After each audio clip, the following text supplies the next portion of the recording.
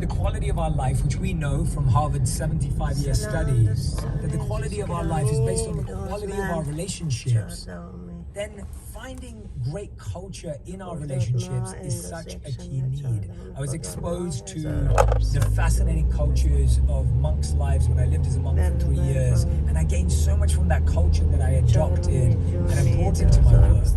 But recently I came across a book, and I'm always on the lookout for that next book that's going to shift my perspective, change my mind, and I'm a voracious reader. I read a ton. I'm always picking up new books at the airport, at bookstores. My friends are like, Jay, like, when do you get all the time? I'm like, trust me, I just need to dive in and learn what I can and take what I can. And this book, I cannot speak more highly of it because it has been so clarifying. It has been so beautifully simplifying of what it means to build culture, build teams, communicate effectively, give feedback effectively.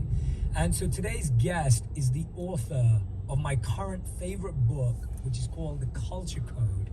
He's the New York Times best-selling author, and this book was named Best Business Book of the Year by Bloomberg, BookPal, and Business Insider. His other books include The Talent Code, which I haven't read yet, which I'm very excited to read, The Little Book of Talent, The Secret Race, Lance Armstrong's War and Hardball, A Season in the Projects.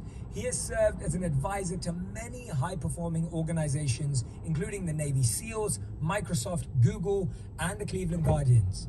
His new book is called The Culture Playbook, 60 Highly Effective Actions to Help Your Group Succeed. It's the ultimate handbook for fostering and cultivating a strong culture, and we're going to be using that book. Welcome to the show, Daniel Coyle. Daniel, thank you so much for doing this. Thanks for having me, Jay. It's really fun to be with you. Yeah, and I really appreciated it. I know I was talking about you everywhere. I literally was talking about you on my YouTube channel.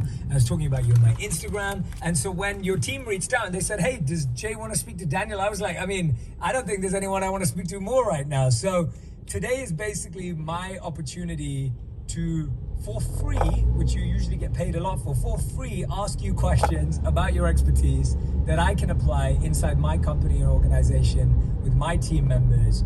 And if you're in the audience right now and you're like, Jay, I don't have a company, I'm not an entrepreneur, I don't own my own business, everything that we talk about will be applicable to you, whether it's within your organization, within your company.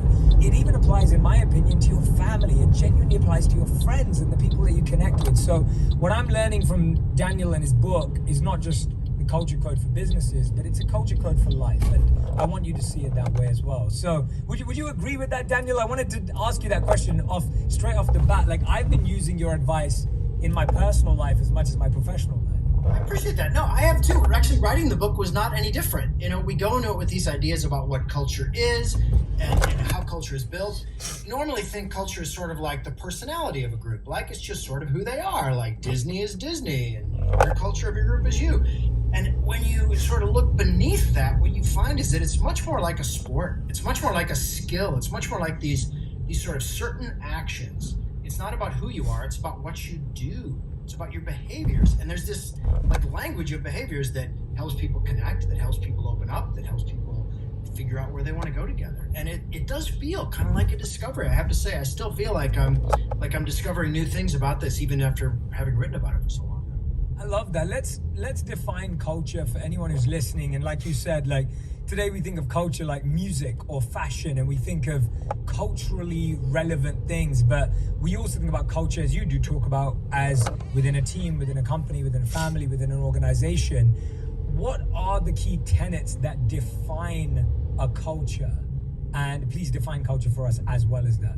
It's so interesting. You feel a culture when you walk into a space with people, right? You walk into a locker room, you walk into a kitchen of a restaurant, you walk into a school, and you can feel it. And what are you feeling there? What is that made of? I would define culture as a set of living relationships moving toward a goal together. And the visual I want you to picture is almost like a flock of birds moving through the sky.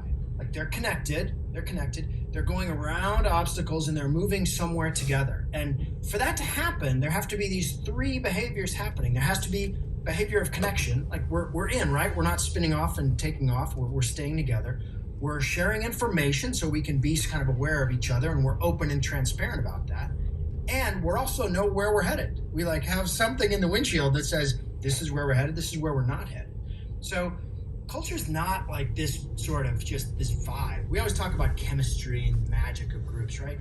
It feels like magic when we have it. Like if you were to right now think about the best, most cohesive group you've ever been a part of, like you could close your eyes and you would get a feeling like that, what it feels like to be with them. Those are like the peak experiences in life. But when you x-ray those, there are these behaviors underneath them, right? What we feel is that buzz and that champagne bubble feeling of being with people.